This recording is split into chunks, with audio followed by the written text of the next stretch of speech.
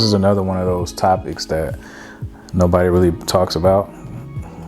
Today we're going to talk about the Negro Motorist Green Book. This one's going to be crazy. Victor Hugo Green was a U.S. postal carrier who served as a sergeant in World War I.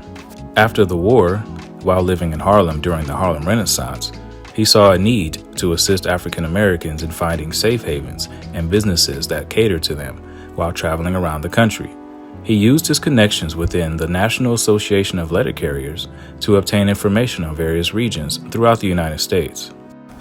I think what Mr. Green did was genius, because this book helped us travel longer distances, feel more comfortable out there. Because back then all you had was word of mouth. Whether this restaurant was good, this one was bad, this one was dangerous, this one was safe.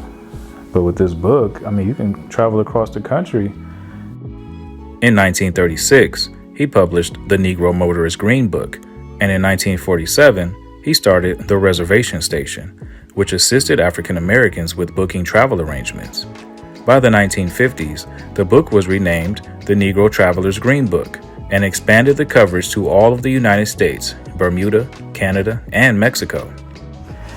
This is crazy, man.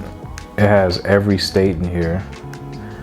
You can look up everything in this thing. The General Post Office, the Holland Tunnel, the Tri-Borough Bridge, Chinatown.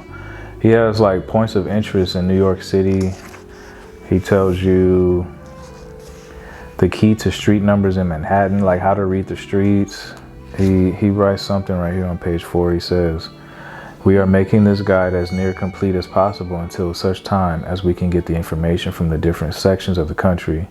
The business classifications listed have been arranged under the different cities and towns so that one won't have any trouble finding what they want."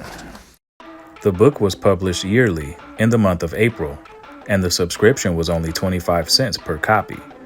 Businesses were encouraged to submit their advertisement for publication no later than March 15th in order to meet the deadline.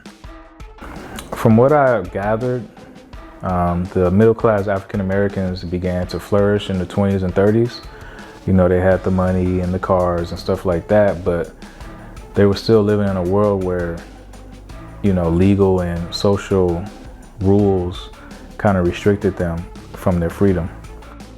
Sundown towns were neighborhoods that practiced a form of racial segregation by excluding non-whites, by using discriminatory local laws, intimidation, or violence. They were most prevalent before the 1950s. The term came into use because of signs that directed colored people to leave town by sundown. So on the first page, he has an introduction, and he kind of tells you how to use the book. He says, "There are thousands of places that the public doesn't know about and aren't listed.